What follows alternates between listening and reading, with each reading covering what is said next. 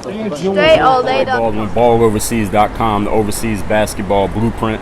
Topic here is how to change your basketball career in 1 week or 1 weekend, referring to when you go to an exposure camp. How can you get yourself to take whatever has happened in your basketball career to this point, even if you haven't done much, even if you haven't been given the right opportunities, even if you've been ignored, even if you've been overlooked, you feel like you've been underrated, you feel like politics has gotten in your way, your coach was hating on you, you went to the wrong school, you got injured, your parents are blocking you from playing ball, whatever the situation was, your career hasn't quite gone the way you wanted it to, but you are on your way to an exposure camp and you're about to show your game and you want to do your thing there. Trust me, it happened with me. I played 1 year of high school basketball where I sat the bench that 1 year. It was my senior year, sat the bench that 1 year. My college, I walked on, played at D3. Didn't even play my last year of college basketball because I got caught up in a coaching change, caught up in that shuffle, ended up outside of the basketball program. Had no game film when I graduated college, nothing useful when I graduated from college. I went to an exposure camp, showed my game, signed with an agent. After going to that exposure camp, that agent got me signed to my first deal and started a career that lasted 9 years from that point. So it's possible for this to happen to anyone. I'm going to give you 4 specific things that you need to do when you're going to an exposure camp so that you can change your life, change your career, change everything in just 1 weekend. 4 specific things. Number 1, make sure your game is in order. Be in game shape. This is one of the worst, most egregious mistakes that any basketball player can make is showing up to an exposure camp or a tryout or a workout or a combine not in game shape. I mean, did you not know that you were going to be going to this camp? Did you not know you were going to a tryout? Did you not already pay your money and book your flight and get yourself a hotel reservation? Then you show up at an exposure camp and you're not even in game shape. Like, what the hell are you doing? I've seen this happen with players. I've been to a lot of exposure camps. I participated in probably 15 exposure camps as a player myself, between local tryouts, national tryouts, actual exposure camps, combines, all those things. And I saw players at these camps who were not in game shape. Like, they were getting tired. We would do, let's say we would start the event doing full court dynamic warm-ups. Players were getting tired out from that, breathing hard off of that. Coaches would have us do full court layups. Players are getting tired doing full court layups, 3-man weave, 3-on-2, 2-on-1 defensive drills, full court drills. Players are getting tired off of that. How are you getting tired doing full court layups? You're talking about you want to play professional basketball overseas. And these are players who paid money to go to these events. That makes no sense to me. Make sure your game is in shape. So whatever your game is, make sure you're sharp. If you can shoot, be ready to shoot. You can dribble, you can dunk, whatever your thing is. Make sure your game is sharp. Make sure you're in game shape. And I'll tell you another thing about being in game shape is that being that most players won't be in game shape, a lot of players are in rec league shape. You know what I mean when I say rec league shape? It means they're in shape to play basketball in recreational leagues. Let me tell you what's different between playing in a recreational league and playing professional basketball overseas. And when I say rec league, I'm talking about any league where you're in the gym, there's a scoreboard, there are refs, and there are no quote-unquote coaches, and y'all just run up and down the court. They keep stats, and everybody has a camera, and you get your little highlights. I don't care if it's a pro-am. I don't care if it's the best pro-am in America, whichever one you think is the best. In L.A., in Houston, New York, whatever you think is the best pro-am. All right, those are recreational leagues. The reason they're recreational is because ain't nobody getting paid. And the reason why they're different from pro basketball is that if you decide to not get back on defense, for the most part, nothing's going to happen to you in a pro-am. You decide to, the game just becomes a one-on-one. It's just 5 separate games, a one-on-one. Somebody comes down, they go one-on-one. Everybody else is standing around watching, which is what happens in most pro-am leagues. All right, that doesn't happen overseas. You could be playing in a pro-am league and be in great shape for that because you could walk up and down the court whenever you feel like it.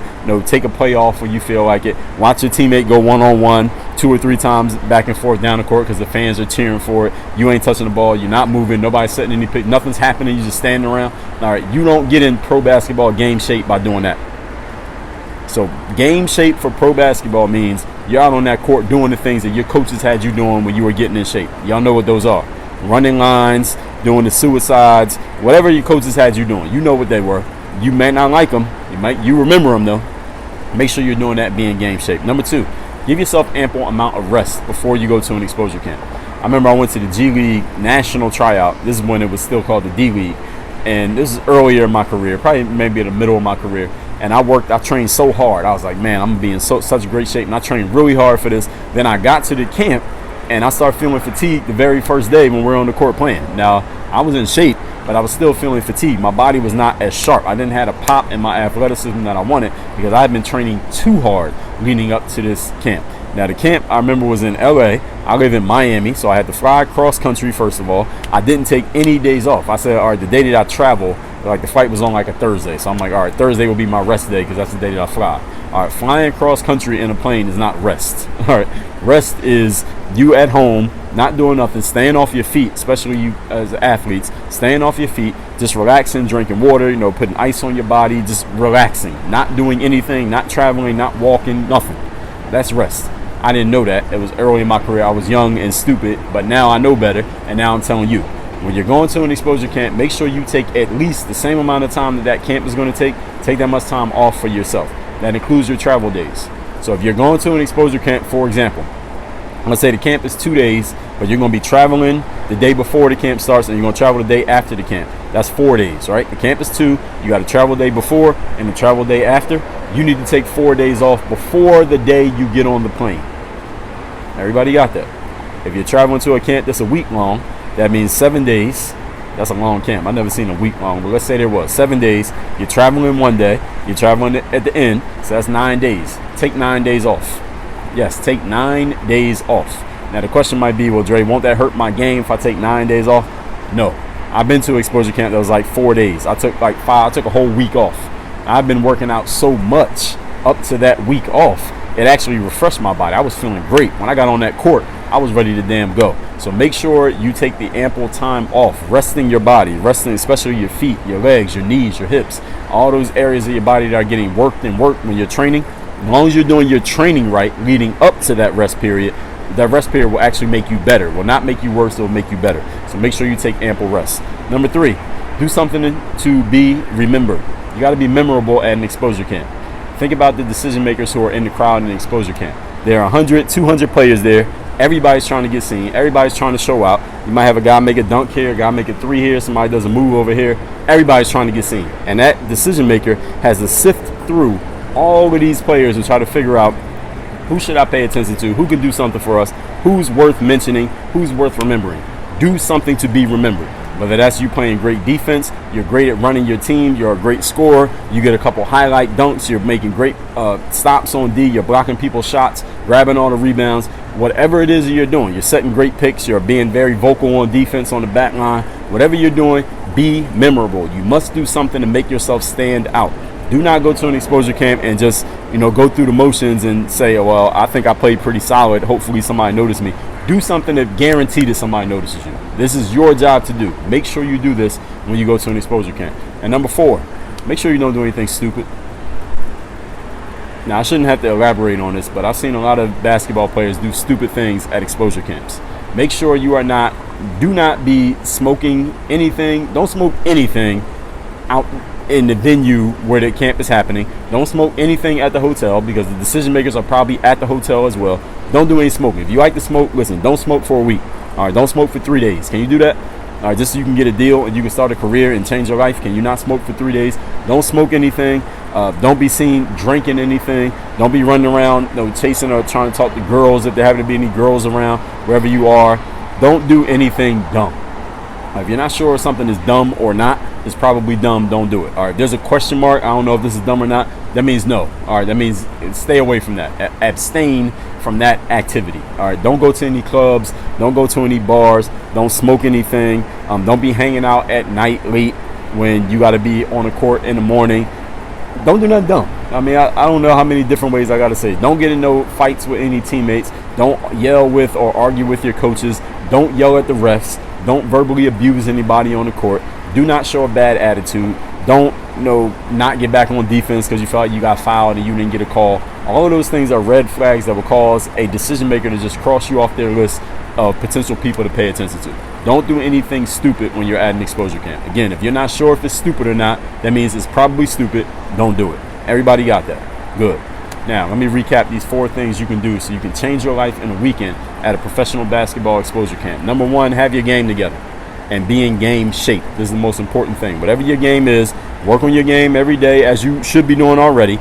Take that amount of time off before you go to the exposure camp. It will actually make your game better. It will not make your game worse. You will have great energy. Your body will be ready to go because you haven't worked out in a few, but you used to working out every day. So when you take those days off, it actually makes your body better. So make sure you're taking that rest time. Number 2, do something to be remembered. Number 2 was rest. So number 1, have your game together. Number 2, make sure you have that rest. Number 3, do something memorable so that you can be remembered. If people remember you, they got to write your name down. They got to put a star next to your name. They got to come back and talk about you because you did something to stand out. Whatever your game is, whatever makes your game stand out, do that thing. Be ready to do that when you get to that exposure camp. And number 4, don't do anything stupid.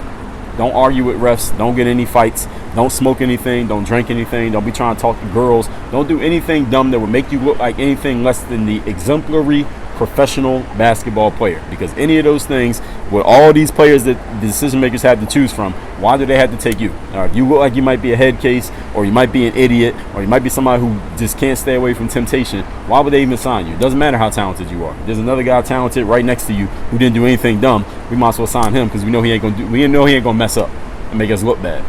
So that's the way the teams are thinking. So make sure you understand this, apply this, internalize it. Don't just know it, but internalize it so that you don't make any mistakes that cost you a career.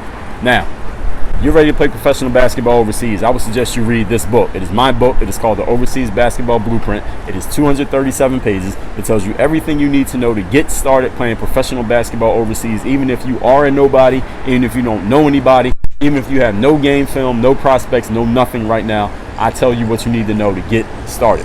And here's the good part about this book. You don't even have to pay for it. I'm not here to sell you this book.